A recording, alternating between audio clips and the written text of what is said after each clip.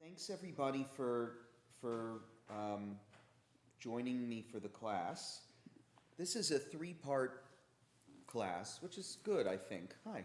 This is good because we'll be able to cover a lot and I think have a concise but comprehensive. I know those two conflict, but I think with this subject, you might agree with me. A concise but comprehensive look at a particularly fascinating topic in Judaism, uh, on whether honesty and telling the truth is the highest value. And this is a great class if you're trying to understand how Judaism balances competing priorities and values and principles. I think it's a great class because it relates to real decisions and challenges that we face in our lives.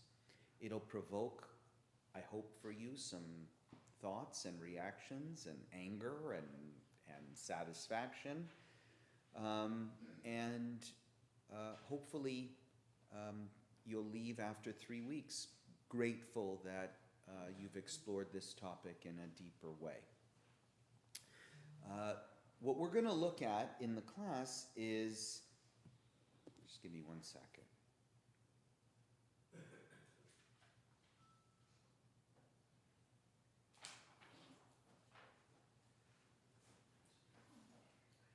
Rabbi, can I ask a question? Yes. Is there a conflict between your sermon on Shabbos for integrity? Perhaps. I loved it. It's so excellent. A rabbi has to do 14 things at the same time, but I'm hoping I can give you 90% at least of my attention during the class.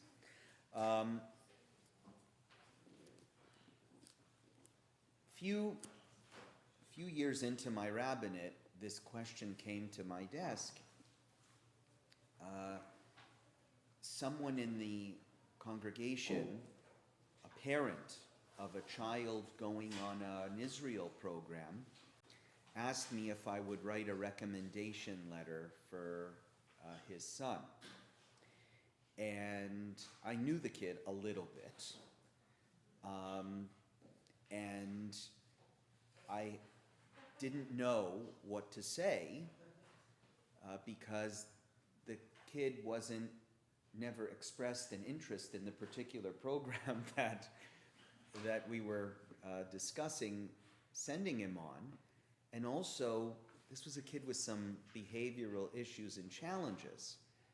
And yet, this was a member of the shul, somebody that I liked and admired, and I couldn't bring myself to say no. So I just did the recommendation letter as creatively as I could. You know, I tried to use very generic language. And it turns out, after speaking to some colleagues, that this is an issue that a lot of rabbis deal with. It's actually an issue that a lot of people in any supervisory capacity deal with. It's not just rabbis, obviously, but anytime you're asked for a reference letter or a recommendation letter for somebody, puts you in a difficult position. If it's somebody that you wouldn't normally recommend, and then you get stuck with the question of how much am I required to say in this recommendation letter, and am I responsible for perhaps would I be responsible if I recommended somebody and then they cause some trouble on the trip and then the trip leader says, well, why didn't you warn us about this kid or this person? So this is a tough question, and what I'd like to do in this class is sort of start off with a challenging Talmudic paradigm that will, I think, set the foundations for this discussion. And then we're going to go to the Bible and look at some stories. 3 stories in particular from the Bible that challenge that paradigm and get your thoughts on each one. Does that sound like a plan for today? Let's say that that's what we'll try and achieve in this first class. Okay, let's start with this Talmudic passage on the first page of the trip. Excuse me, the first page of the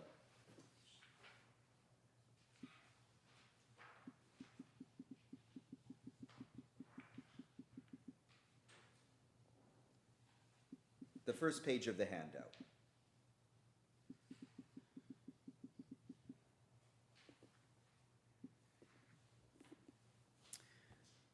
Rava said, so this is Sanhedrin 97a. Rava said, "At first I believed that there was no truth in the world."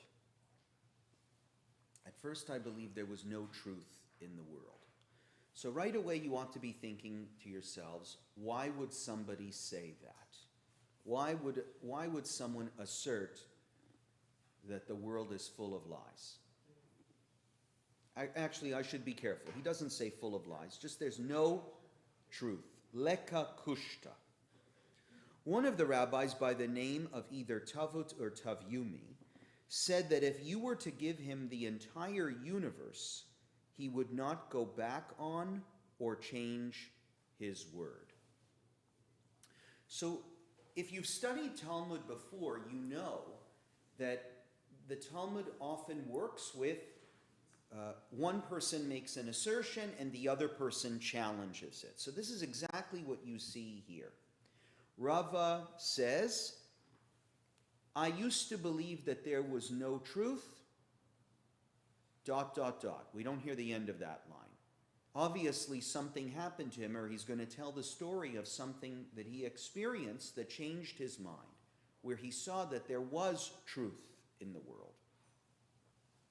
But even before he tells that story, an anonymous person, Tavut or Tavyumi, says, what are you talking about? I am a person who always tells the truth. Now Rava goes on to tell the story. Once I went to this place which was called Truth. Do you think there's a place that's called Truth? Okay, so probably this story, what makes it particularly fascinating is this is a story in the rabbinic imagination. Rava is imagining this place. I went to the land of truth. I took a spaceship. They never went back on or changed their words, and nobody there died before his time. What does that mean? People only spoke the truth, and what does it mean nobody died before the... How do we understand that? Nobody died before his time. No consequences. No consequences, more than that? That nobody... Die of murder or no accidents. There were no accidents. I think it's Rava saying it was like a paradise. Everybody, no accidents happened, but also no sickness. Like, everybody just, it was a perfect place because nobody ever lied. I married a woman from among them, and I had 2 sons with her. Now the tense changes here, but he's talking about his own wife. One day my wife was sitting and she was washing her hair. In those days, sitting and washing her hair, was something that a woman did in private, and she wouldn't want to have guests in a time when she's in the washroom. I guess it's no different than today. But in those days, when modesty was more important, She was washing her hair, and you need to understand that for the rest of the story, that she was not in any position to be greeting anybody at that moment. Let's put it that way.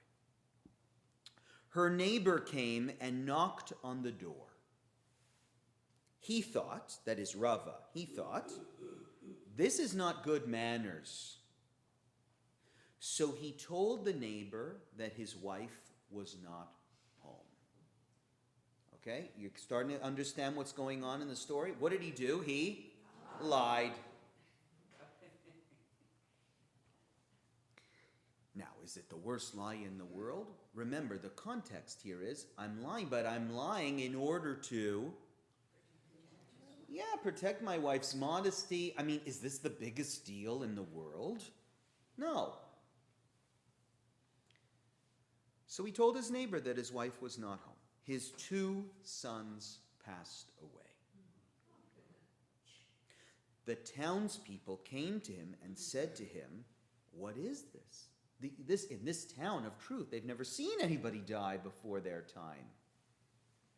His 2 sons pass away, and the townspeople came and said to him, what is this? He told them what happened.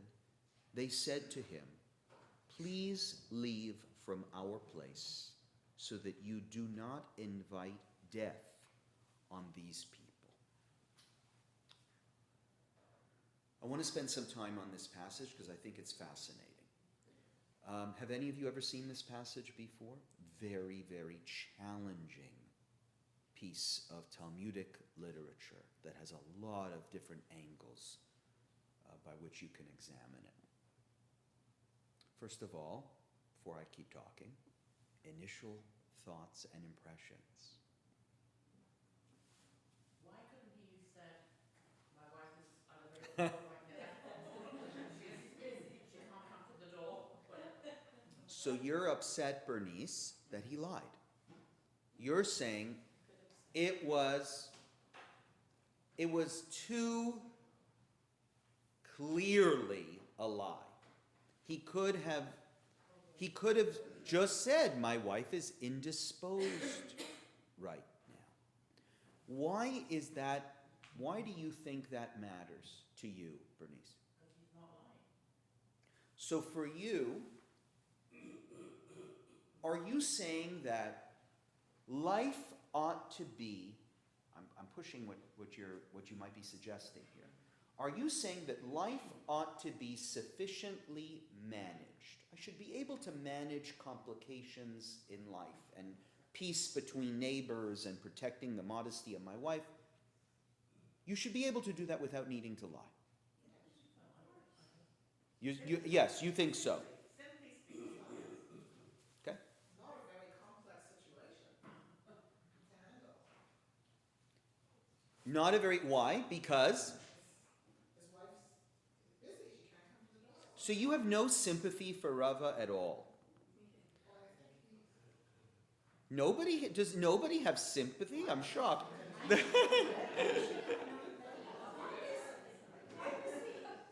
What? Okay, raise your hand if you think Rava should have left that town. I mean, Bernice is being very tough on him, saying, why did you lie? He shouldn't have lied.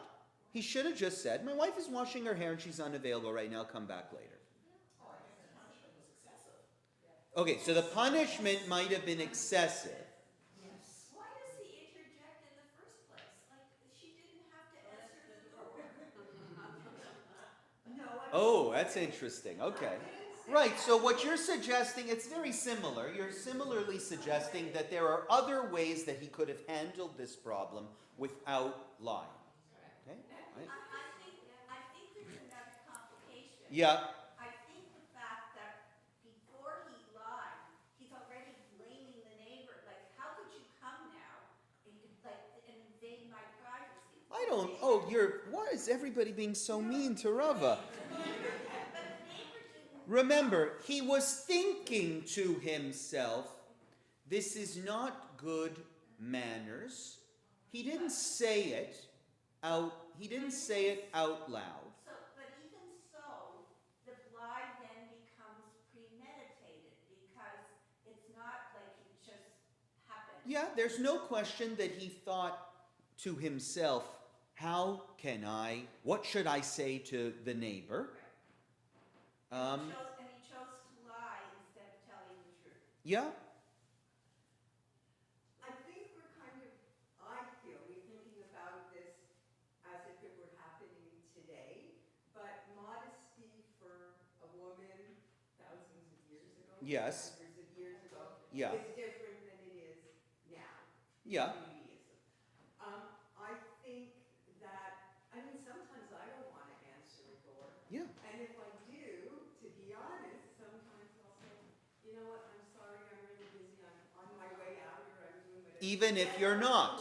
Even if I'm not. Right. So I don't think it's always a major issue. I think the townspeople, again, it's a different century. Yeah, so you're I much think more they were forgiving. very harsh Yeah. to say, leave, but that's just. Okay. I have a bigger Both of you. Yes? I have a bigger problem with the implication. It's like this is a curse because he Worse than a curse, it's death. exactly, but this is like a superstition because he quote unquote lied. Yeah. His children died. Yeah. And so that's what stands out to me is that implication that because he did what he did, they deserve this. Great. So that should make us all uncomfortable. He threatened the doors of the town. I'm gonna ask the question later, but I want you to at least feel the weight of the question of what is the relationship of a simple lie? Your wife is, I think specifically this story is told to be something ordinary. This isn't a lie of like somebody murdered somebody or robbed somebody. This is an ordinary circumstance. My wife is busy and washing her hair and doesn't want to answer the door right now. But I think, to sort of build on that, there are consequences to lying. Like, he then will find himself potentially in a difficult situation because the neighbor might then see that his wife is in fact at home. And Very so good. It becomes a much bigger thing. A little lie then becomes a bigger lie. He's got to make up another lie to explain that lie, and a small lie. Are you saying that's why his expulsion from the town might make sense, might be justified? Well, I'm not sure if that is, but I'm just suggesting that a little lie can sometimes have greater ramifications. Yes. If you start to look out beyond the little lie. Totally. And I'm just pushing you a little further to say you might be pointing us in the direction of that's why there are communal implications here. Because little lies spread. They don't just spread for you. They spread around the whole town. And having that, someone like that in the town can poison the whole lake. He's living with, and there must be certain rules, and he broke the rules. Ah, okay. So for you, Beulah, it's violating a standard. This is the way our town works, and you broke the rules of our town by telling a lie, and therefore, even with something as quotidian as your wife is washing her hair, it's not about the size of the lie. It's about the fact that you lied at all. I think that's why there's that whole preface to the story, because what Rabbi is saying is that people are not telling the truth even in the smallest incident. So if we're not telling it when it comes to a small thing, what's happening when we get out in the world and there's a bigger issue? Yes. And if we sort of train ourselves that we can lie on the small things, what's going to happen when we get to the big things? Right. Yeah. Great. Once they tell one lie, it could lead Right. to Lies bigger. spread. They get bigger. Excellent. But isn't a small lie sometimes justified? Okay. So great. I guess what I'm He was protected. I'm surprised that the group isn't more, that the class is not a bit more flexible with the fact that this is a man who's protecting the dignity of his wife. And like most husbands, they don't want to talk to their wives' yenta friends. He doesn't want to start getting into, am I wrong? There's a few men here. He doesn't want to start inviting her in and maybe getting into a whole discussion of, oh, she's not available now. Well, when would she be available? Sometimes it's just easier to say, oh, she's not home. So sorry. Gotta go. That's it. Making her mad. What's that? He was afraid of making her mad. Yeah. I mean, maybe not making her mad, but I don't really think it was as premeditated as you think it is, Marlene. Premeditated in the sense of him saying, I'm going to lie and break the rules of the town in order to get rid of this woman. I think he was just saying, my wife is in an inappropriate circumstance right now, and the quickest way I can solve this problem is by turning to the neighbor and saying, she's not home. And his motivations, I think it's really important to understand, in this story, in a culture that's as concerned about the dignity of women as we know that culture is, right? That we understand his motivation was good. And I would offer that matters in this story, as it does, I think, in general in life. Why, when we catch them in a lie, is it not important to understand why? And there are even some who see this story. So one of the things that's confusing about this story is the introduction. Rava says, at first I believed there was no truth in the world. Then I went and saw a place where there was truth in the world, and I got kicked out of it. Is the moral of the story, is Rava saying, and I don't want to live there? Or is he saying, that is the ideal? I did go there, and it was nobody died, it was such a perfect place. That is he painting this town as some ideal?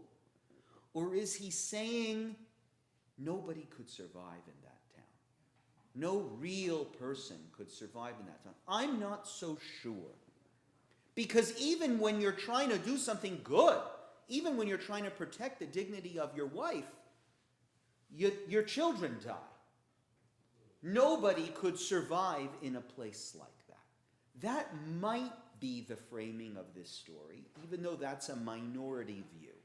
The majority view of this story is Rava is saying, there is a place called truth. Nobody dies there early. And alevai, we should all be of the character that should merit the ability to live in a place like that. That's the majority way the way the majority views this story. What's really interesting about this story that I want us to think about is the relationship, which is a very well-known relationship in Judaism, between death and falsehood. Okay. Do any of you remember learning the story of the Golem of Prague? If you remember, on the Golem of Prague was written the word emet, truth. And the way that you know what a golem is? It's some sort of monster that was created by man. The way they defeated the golem, the way that the golem was killed, is the letter Aleph was removed from the golem and then the word emet became met, death. So even in the word emet, with the aleph missing, becomes death. That is, the etymology of the Hebrew even points to the relationship between death and falsehood, or death and truth. Life and death and truth, all together. It's a long-standing relationship in Jewish literature that says falsehood brings death. Lies bring death.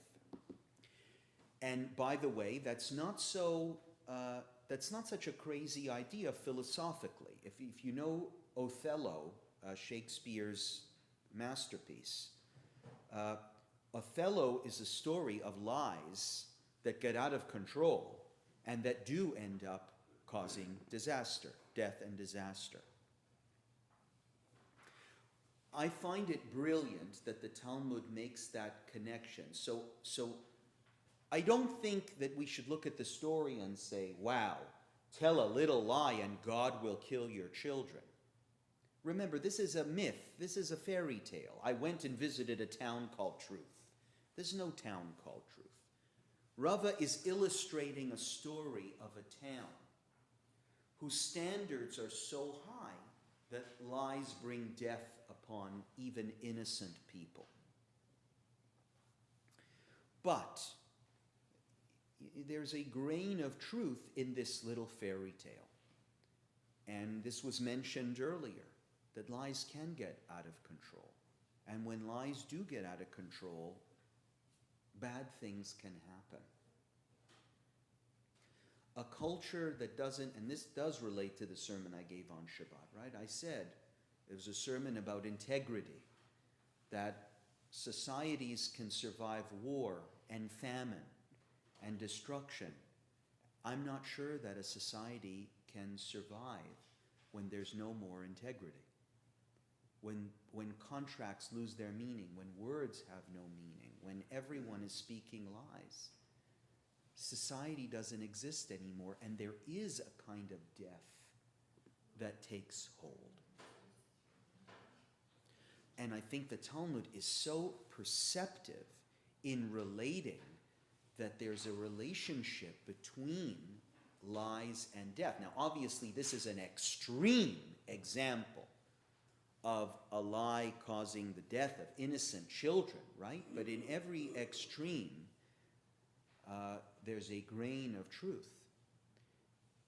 And the truth here, I think, should cause us to pause and reflect that maybe white lies don't lead to death, but lies that get out of hand, a culture where lying is normal, can lead to death. Right? When nobody's word can be trusted anymore, sort of metaphysical death takes hold on people. If you can't trust anybody, you feel like you're trapped in a world of where nothing makes sense. When relationships die, you do end up completely alone. There's no more civilization or society, and there's a death, right? Are you with me with that? The connection between truth is life-giving and death is a sort of it culminates from too many lies, I think, is very insightful here.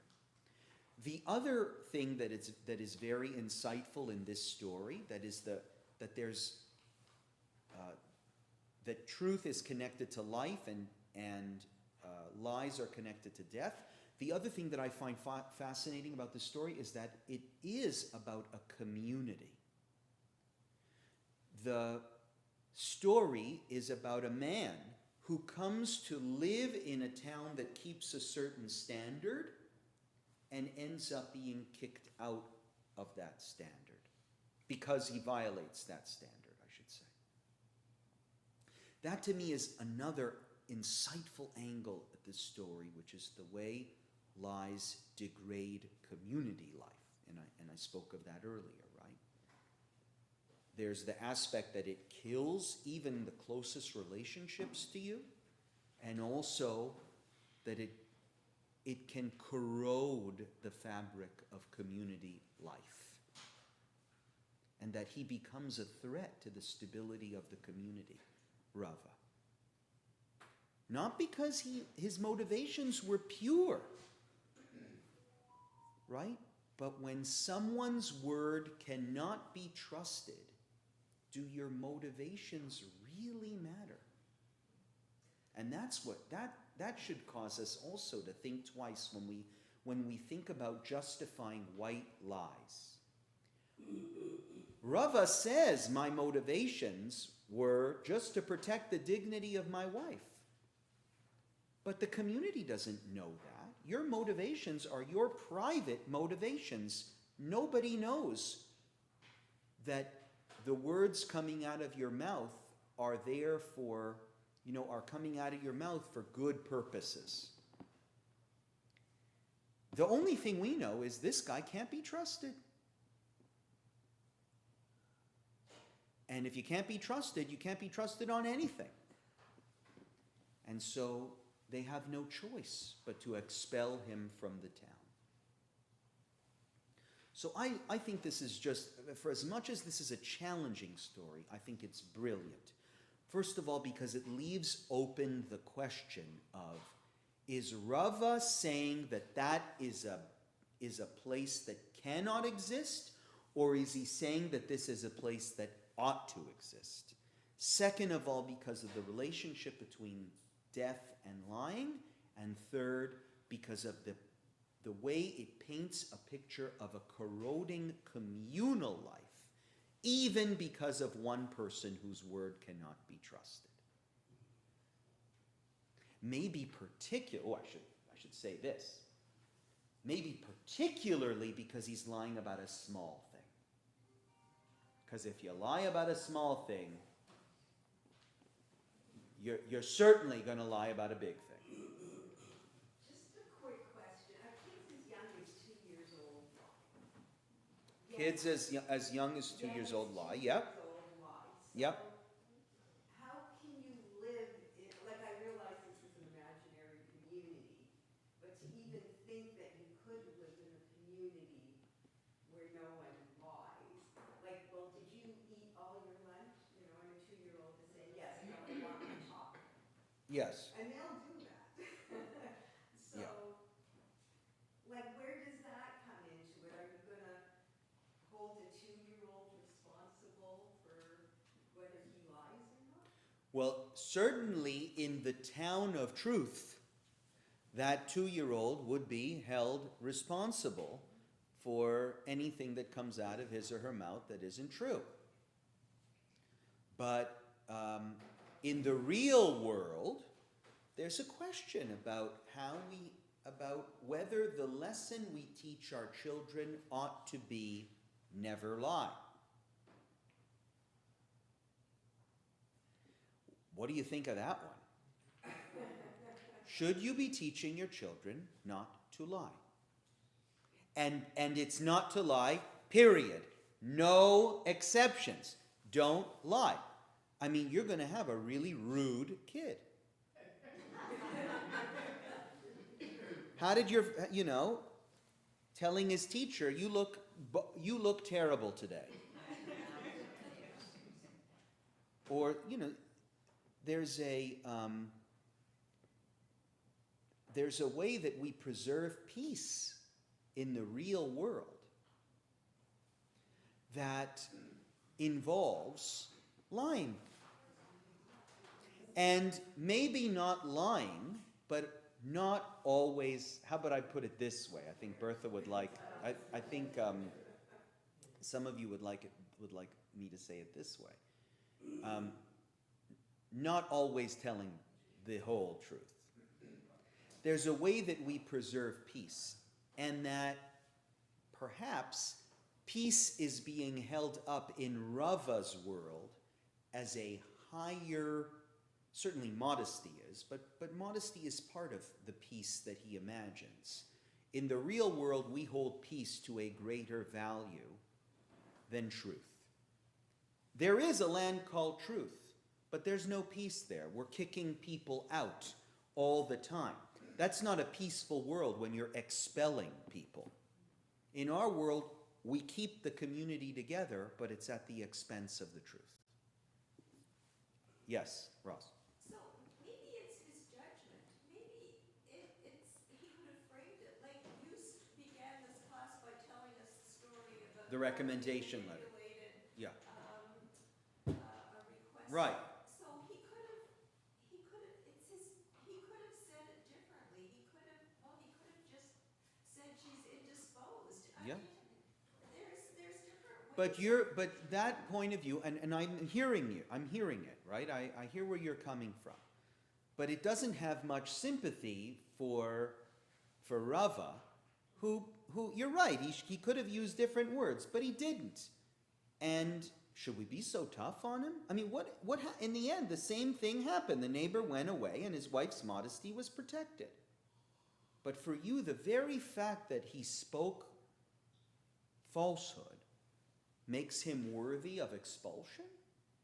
He's guilty for that? Those are the rules of this particular town. I mean, Yeah. this is a communal. Yeah, so you're stuck on but he could have, he should have kept the social protocol, never lie. I hear you. Certainly a way of looking at the story. I also don't believe that a person who tells a white lie to protect his wife Yeah. or somebody's feelings is automatically going to tell big, meaningful lies. True. Yeah. Certainly Rava would say that, but the townspeople would not. Yeah. The townspeople have an absolute, this is what's so, I think that's a really insightful and important commentary. Rava would say, I'm not going to ever lie about something important. I'm just lying about this. It just was an easy way to get rid of the Yenta neighbor that I don't like. I told her to go away. My wife's not home. If it comes to something big, I'm going to tell the truth. But look at this from the point of view of the townspeople. Someone has admitted that they cannot be trusted. Right? And I know that his defense is, I know I lied, but I'm not going to do it all the time. Do you buy that in a town where your word is everything? And when somebody cannot be trusted, this is a lesson in life. The reality is, no matter how much you want to defend yourself lying in a particular circumstance, when you are outed, when it is known, and that's what happens at the end of the story, when it is known that your words cannot be trusted, your reputation will suffer across the board. And when you're telling people the truth because it's something big and important, it's the boy who cries wolf. Right? Well, if you lied last time, how do I know you're telling the truth now? Yes, other comments? Yeah. Yeah. What exactly is a white lie? Yeah, that's right. I would say in this circumstance, a white lie might be the wrong reason. I would say a lie without malicious intent. There's no malicious intent in this lie. And it was, the circumstance was designed to be, let's say, with little damage, as little damage as possible. That is, in the end of the day, your intentions were good. It was designed to protect your, in this case, the dignity of his wife, and it wasn't going to spread. It was one person, right? A white lie is, you can define it in your own way. I don't think this particular case is meant to encompass all white lies. I think it's meant to encompass a specific event in a specific case and cause us to think about what other circumstances might apply and justify what Rava, saying something like Rava said, lying in the way Rava did. I don't think that was a white lie. I think that was a lie. It was a lie, period. Because, He told an untruth. End of story. yeah. She was there. She had not. It wasn't that she was. Tell me then, what is a white lie to you? I don't buy what. Oh, you don't think there is such thing as a white lie?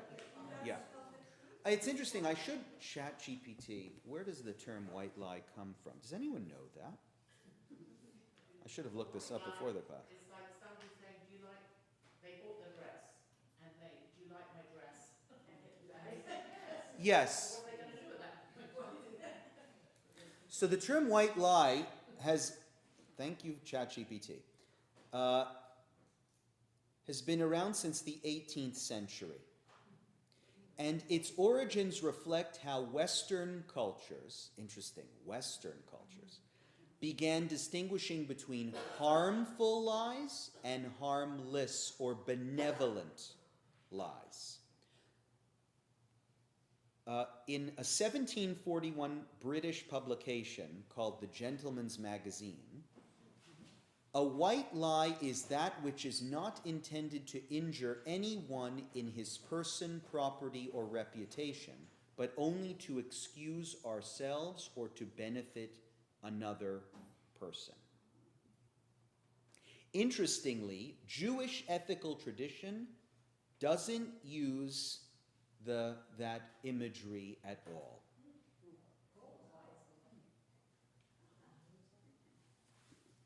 Of white lie, right? How would you judge? It's a continuum. Where does the white lie start? Right, that's why I think it's not, you can define for yourself when a lie crosses that line from going from white to, I guess, black, but, or gray, right? But I want us to understand that in this particular circumstance, I don't think Rava intended to harm anyone. He didn't want to speak to the neighbor, or just, I don't know, it was the first thing that came to his mind. My wife isn't home. So this is a good allegory. It just forces you to really grapple with the question of what is lying. Oh, totally. Yeah. And whether the townspeople are right to draw the line at any lie whatsoever, because we all have our own definitions of when a lie becomes benevolent and when, and you can't have, in a world where you're making standards, you can't have some sort of subjective definition of when lies are permitted or not. And I think that, that is how it works, for instance, in a court of law. The reason why the judge says the whole truth and nothing but the truth is because the second a witness comes up and we're permitting, you to veer from the actual story because you think it's going to benefit your friend the second that comes into the courtroom, you become incredible. Non-credible. Is that I don't have to check if that's correct English. But you're no longer a credible witness. And it doesn't matter when and why. The court has to believe that everything that's coming out of your mouth is true, or society cannot function anymore. Yes? I'm just wondering if you thought that he said that he married a woman from among them, so Yeah. the woman was truthful. Yeah. But in rabbinic terms, it's the father who teaches the sons. Yes. And so that will continue the lies through the Right. Maybe that's why the children die is because it's a lesson that parents who lie will have children who lie as well. Excellent. The second source on the page is a reminder for us that there's a prohibition on a certain kind of lie in the 10 Commandments. Lo tirtzach, thou shalt not murder. Lo tin'af, you shall not commit adultery. Lo tignov, you shall not steal. And then, the 9th commandment. Lo ta'aneh b'reacha ed shaker. You shall not bear false witness against your neighbor. What does that mean, bearing false witness against your neighbor? I think that, go ahead, Tony? It would be like if you were in a court of law and you say that you witnessed something you didn't. Yeah, I think that's the easy case of bearing false witness. Saying, I saw Mark rob the convenience store when you clearly did not. But what about, so that's the negative, bearing false witness. What about writing that recommendation letter for somebody who doesn't deserve it? Am I guilty then of bearing, think about what the words mean, bearing false witness.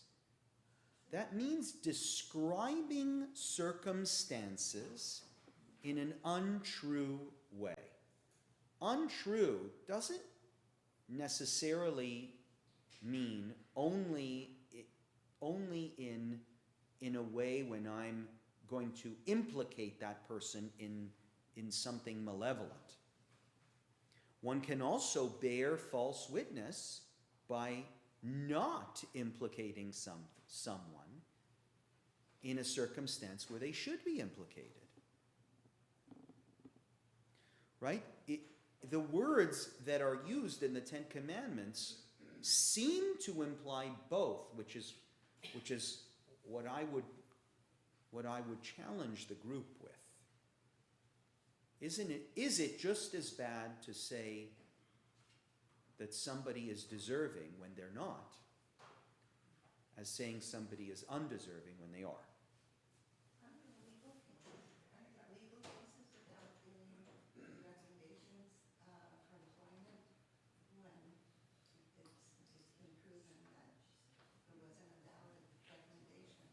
Like, the person giving the recommendation is legally held responsible. It's an interesting question. I'm not sure. Can you repeat that? I'm not sure. I know about rabbis know about moral implications more than legal implications. Can a person be held accountable for providing false information about somebody?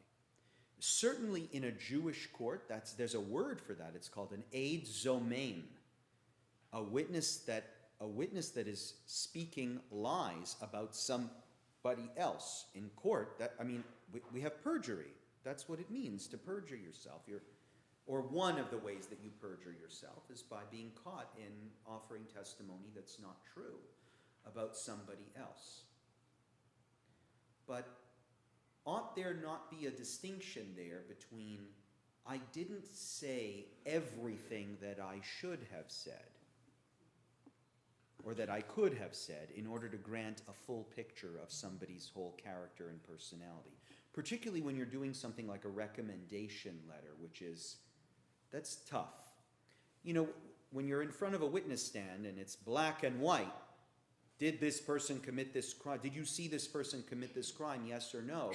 It's pretty easy to, but you know, whenever you see, if you're watching C-SPAN and how when the Senate brings forward candidates, they never answer yes or no. And that's because they know not to perjure themselves, and instead to offer 5% of what the question asked and wiggle your way out of the rest of it in order to, in order to protect in a circumstance, for whatever reason you feel is benevolent, the truth being known. The whole truth, I should say, being known. Can you say in the letter, admire this boy and saying some good things about the boy, and then putting but. Yeah, look, there's ways to write recommendation letters in order to save yourself from ever being implicated in a situation that goes awry and being blamed for that. There is a problem with this boy. Yeah, for sure.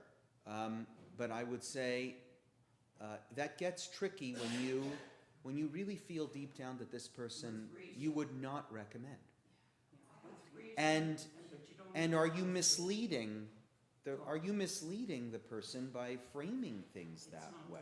No, it would not be good to put him in a place that it would not be comfortable for him or the mass people. that The he's other thing around. is, shouldn't I have told the father of that, instead of writing a verkackte I can't think of any other recommendation letter like that on one hand, and then on the other hand, shouldn't I have just told the father, if I write this recommendation letter, I'm going to be honest with the person. Just letting you know that, wink, wink. I'm going to be honest, and hopefully the father will understand that being honest means, I've got some problems with your kid. Go ask someone else, that's all. Yeah, and that's right. Go ask somebody else. Lose a membership. But So an example is teacher's report cards. very good. So when I first started teaching, it was like, you're not allowed to say the kid is a brat, he doesn't shut up, he calls Yeah. in the answers on a report card. So people who don't quite get it don't understand the meaning. So instead the teacher is, your child is learning to put his hand up to Yeah. answer question. Or your child is learning not to call out the answers or not to talk in Yeah, class. very good example. For the sake of peace, Right. so you don't have to fight with the parents, are we not losing something? Yes. For the sake of peace, there's a truth that has been lost, and I'm not sure that's a good thing. That is, if you really want to tell a parent your kid has a problem, and you're telling me as a teacher, you can't really say it in the way that you feel it needs to be said. Well, eventually report cards start becoming meaningless. And I'm hearing that from I'm a parent of school-age children. I'm hearing that from a lot of parents that they don't even read these report cards anymore because they're so full of generic blah blah, right? Every kid gets a similar sort of, or you have to become an expert at decoding what the teacher is actually trying to say, but is being held back from saying due to Canadian politeness. Is that what your recommendation letter? I'm not telling you what I should do. I'm only helping you to I'm asking, think is for that what yourself. you did when you wrote the recommendation letter? I think I just wrote something nice, and I was a rava, right? What is the fastest thing I can do to absolve myself of this whole situation? Just write a generic nice letter and cower. So I had a situation, I was a principal in a day school. In the end of August, all kinds of funny things happened when school started. An application for a grade 8 student comes across my desk who has been at one of these machines. Yeah, you know there's a problem when you get an application for a grade 8 student. Right. So I call the Rosh Yeshiva thinking he's not going to be any help. He's not going to say anything. Yeah. And I'm going to get stuck with this kid. It's going to be only 1 year problem. So we're talking, he's handling, and finally he says, you know what, Doreen, do yourself a favor. Don't take the kid. Yeah. So he was, he didn't say anything, but he gave me advice. Yes. He did. Yeah. I thought that was wonderful. Yes. Right. And imagine if you lived in a world where that kind of forthcoming advice was out of reach. I mean, what's that? That's terrific. He gave a terrific answer. Right. That's what I'm saying. And you're saying to yourself, thank goodness I could trust this man. When we lose, so this I think goes back to that first story about the relationship between falsehood and death. When you can't trust people and when they're not giving you the truth, things just corrode and die. Relationships, collegiality, schools even. When everything's built on nonsense. Well, I was surprised my teachers, when they wrote report cards, if it was something really serious, you don't write it on a report card. Yeah, maybe you say, have a meeting. Yes, that's a different, so that's you trying to figure out, listen, we got to find a balance between telling the truth, and you can tell the truth in a polite way, and that's a question of manners and the right way to give criticism to other people, right? For sure. But I'm saying, in a world where you cannot give criticism at all, That's what's happening today in schools. The only Yeah. way you can hope is that at some point it's gonna catch up with the child and the parent. Like, I don't mean to be mean, but I've seen it in certain cases. yeah, that's If it. you're not The being school of honest hard at knocks, that point, right? someone's Life gonna will say- teach you. Exactly. When you realize that You're not helping the child. Yes. By kind of pushing through and not learn, there are consequences to their That's right. actions. right? Excellent points. Okay, let's look at the three stories. We have 15 minutes. Let's see if I can get through at least one of the three stories in the Torah where famous patriarchs and matriarchs of the Jewish people are lying and obviously don't live in the world of truth. The Torah is telling us these stories not necessarily to paint the heroes of the Hebrew Bible as saints. They are ordinary people. They are extraordinary, ordinary people. Not everything they do is right. But sometimes the Torah is almost telling the story and leading the reader towards a conclusion that would suggest that what they did do was correct. And therefore, in these cases, justifying the lies that were told in order to achieve whatever the desired outcome was that happens at the end of the story. So let's first look at the first chapter of Exodus, excuse me. The king of Egypt said to the Hebrew midwives, whose names were Shiphrah and Puah. This is a very famous story. When you are helping the Hebrew women during childbirth on the delivery stool, if you see that the baby is a boy, kill him, but if it is a girl, let her live. You know this story. This is right at the beginning of Exodus. The Hebrew midwives are told, throw the baby boys into the river. The midwives, however, feared God and did not do what the king of Egypt had told them to do. They let the boys live. Then the king of Egypt summoned the midwives and asked them, why have you done this? Why have you let the boys live? The midwives answered Pharaoh with a lie. Hebrew women are not like Egyptian women. They are vigorous and give birth before the midwives arrive. So God was kind to the midwives, and the people increased and became even more numerous, and because the midwives feared God, he gave them families of their own. Well, this text seems unambiguous in defending the lie that the midwives told. And from here, I don't think it's too controversial to say that in a situation of life and death, the Torah says lie. Lie. Now what's that? Pikuach nefesh. Very good. When you're saving a life, you are allowed to lie. Now one might have said, look, this isn't about saving a life to lie. You're saving your own life. Because if they would have told the truth and said, we are letting the Hebrew boys live because we don't like you, Pharaoh probably would have killed them. Right? So I think we have to be careful in defining the exact circumstance here. This is a kind of white lie, benevolent lie, that I think is not all that controversial. It demands that a person hide the truth when a human life is at stake. Am I correct that this is not controversial?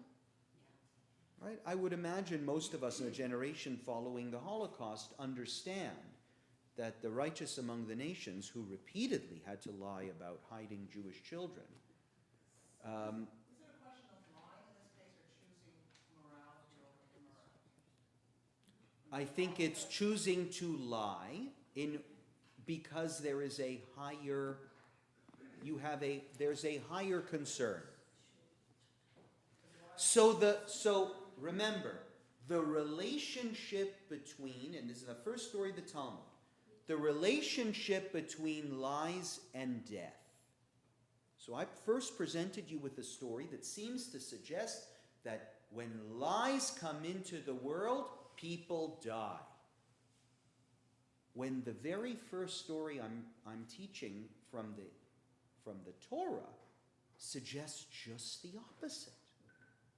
That actually, when lies come into the world, a life can be saved. Right? So the complexity that's added here to our picture of the land of truth is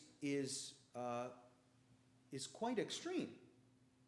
Right? The complexity that's added here is, this is nonsense. The truth always preserves life. Sometimes telling the truth leads to death. And in a situation like that, no one should be afraid of lying.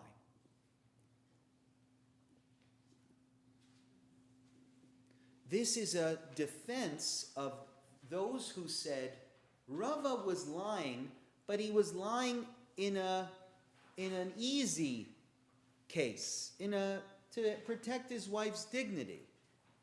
But when it would come to a serious matter, like something like your life and death situation, he would always do the right thing.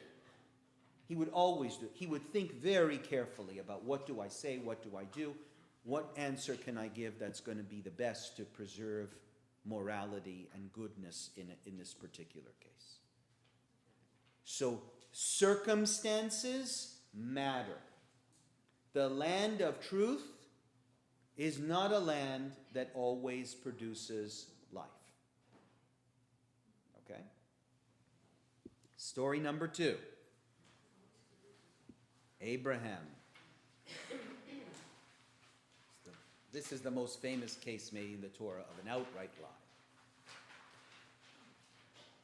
They said to him, "Where is your wife Sarah?" These are the 3 angels that visit Abraham in Genesis 18. He said, "She's there in the tent." Then one said, "I will surely return to you in due season, and your wife Sarah shall have a son." Wow, my 90-year-old wife shall have a son? Sarah was listening at the tent entrance behind him. Now Abraham and Sarah were old, advanced in age. It had ceased to be with Sarah after the manner of women. In other words, she couldn't have children anymore. So Sarah laughed to herself, saying, "After I have grown old, and my husband is old, shall I have pleasure?" Like, I'm so old, I'm not going to have a baby. By the way, this is why she names her son Yitzchak, which means laughter. Because when she heard the news that at 90 years old she was going to have a baby, she laughed. The Lord said to Abraham, "Why did Sarah laugh and say, 'Shall I indeed bear a child now that I am old?' Is anything too wonderful for the Lord? At the set time I will return to you in due season, and Sarah shall have a son." But Sarah denied, saying, "I did not laugh, for she was afraid." Sarah lies. He said, "Oh yes, you did laugh."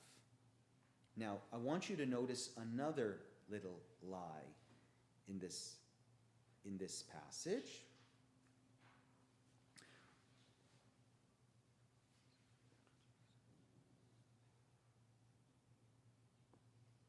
Let's start with the first one on the page. Sarah says, "No, I didn't laugh, for she was afraid."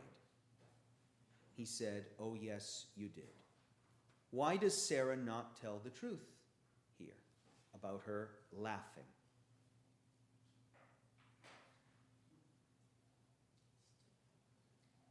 She was afraid she was laughing at God. She was afraid of divine punishment. Very good. So I think that's the easy one. Right? She didn't want to offend God, and so she doesn't tell the truth. Right away, we're introduced to a very common reason that people lie. They don't want to offend somebody. Now, here, it's not that clear that Sarah is correct in what she did. She should have just told the truth. But there's another lie in here. You have to be very perceptive to pick it out. Another lie in this story that inspires a lot of rabbinic curiosity. The first time she laughs, she says, "After I have grown old and my husband is old, shall I have pleasure?" Why is she laughing? She's laughing not only because she's too old, but because her Altakaker husband, he's not, I'm going to have a kid with him. But look what God says to Abraham. Why did Sarah say, "Shall I indeed bear a child now that I am old?" God leaves out. So think of the situation.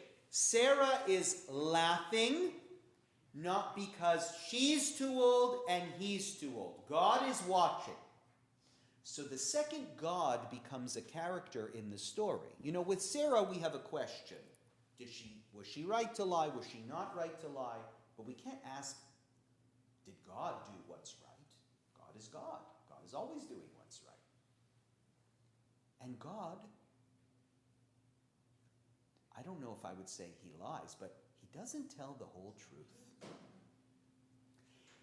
Sarah was laughing because Abraham is too old and she's too old. And when God goes to Abraham, God says she was laughing because she's too old. So the rabbinic commentaries say, why doesn't God say, Sarah was laughing because she's too old and you're too old? Because God didn't want to hurt Abraham's feelings and cause strife in the home. It's one thing if your wife is laughing at herself, but is God going to be a gossiper and say, hey, she was also laughing at you because you're so old? This is how the rabbis read this passage. And they say, do you know something? It's permitted to lie. God was absolutely right. It's permitted to lie for shalom bayit. Now, I know God didn't lie. This is not an example of lying. It's an example of not telling the whole truth. Right? But we talked a lot about, just in this class today, about sometimes in life you do have to, that is the right way to operate. It's not about lying or not lying. It's about providing the information that you feel will make your point without needing to say everything that's on your mind. When you write the recommendation letter, you don't need to say everything. Telling the truth is different than telling the whole truth. Answer to the point. Even if you think the other person could benefit by you knowing everything, you're under no obligation to say everything if you feel you've said enough to make the point. Unless what you're withholding undermines what you're saying. I think that that is the essential question that we're left with. The essential question is, would it have helped if God would have said, she laughed at you too? Is he withholding some information? And this becomes a really core part of the rabbinic debate. God should have said she laughed at you too. Because you should know that you have a wife who doesn't believe in you, not just in herself. On the other hand, does it really add anything? Like, it's a miracle either way. It's a miracle that they can have a child either way. So there's no information here that would have been necessary. It only would have caused harm. You would have made the same point, but now caused a lot of problems. So that's how we let God off the hook, is we say, he didn't have to say the whole thing. He didn't have to say the whole thing. But in The case whole of the truth. recommendation, for example, in the case of the recommendation. Yeah, it's tricky. Am I withholding information? Should I have, you can be accused of, well, you didn't emphasize enough because you only gave one example of how this person was terrible. If you would have shown more, then I could have really had an impression. It's hard to know the exact balance. The important piece of this story is, I think, we're being taught a lesson, not by the actual events of the story, but how the rabbis interpret the events. And the interpretation is, in Exodus we learned lying is permitted to save a life. In Genesis we learn from God himself that you can withhold the truth if you feel it will cause disharmony. If it will cause disharmony, you don't need to tell the truth. That is different than lying. But you don't have to say, you can wiggle out of a situation if you feel it's going to cause strife, particularly between husband and wife. God protected them and just said, Sarah laughed at herself. He didn't need to add unnecessary information. What does this teach us, by the way, does this teach us anything about Rava? Class is over, but last comment. Do you think this is God being absolved of not giving the whole story? Does that relate to Rava and telling the neighbor that his wife was not home? What I'm taking from all of this, Rabbi, is that words matter. Yeah. The words are important. Truth is a very important principle. I think Rabbi could have gotten around it, as somebody said before, and she said, my wife's not available. Words matter. You can get around your recommendation letter by not saying Great. what you want to say. So I think it's that kind of balance. Yeah. So I think that this poses the question, could Rava have done what God did and not said, my wife is, okay, you don't want to say that your wife is in the shower. Maybe in those days that was not a polite thing to say. My wife is not available. Right? But you could have said, my wife is not available. God didn't lie. This is not a life or death situation. You could have just not told the whole truth and said, she's, found some way to, she's just indisposed right now. Can you come back later? That's it.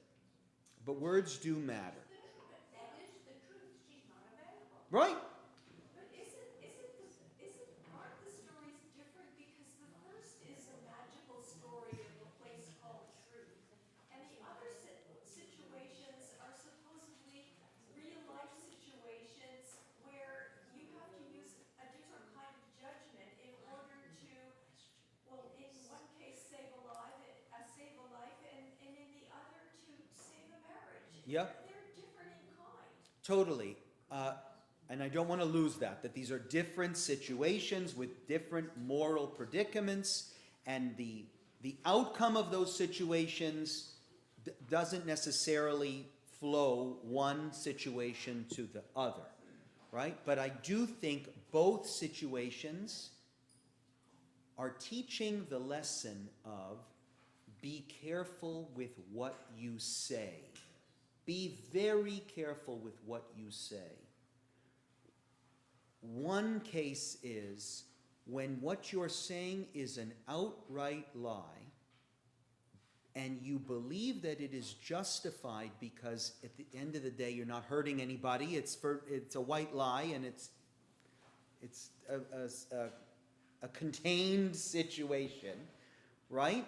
Don't think that that won't spread and it won't start hurting people. You easily could have said something else. You easily could have told the truth. Be very careful with your words. Don't just get rid of the neighbor with the first excuse that comes to your mind. In the second situation with the midwives of Pharaoh, it's the same thing. Be very careful with what you say to Pharaoh. He'll kill you if you tell the truth. You lie. Tell him something that can preserve your life, because your life comes first. And that's why they were rewarded, because they were willing to lie. And in this third situation, you don't always have to tell everything.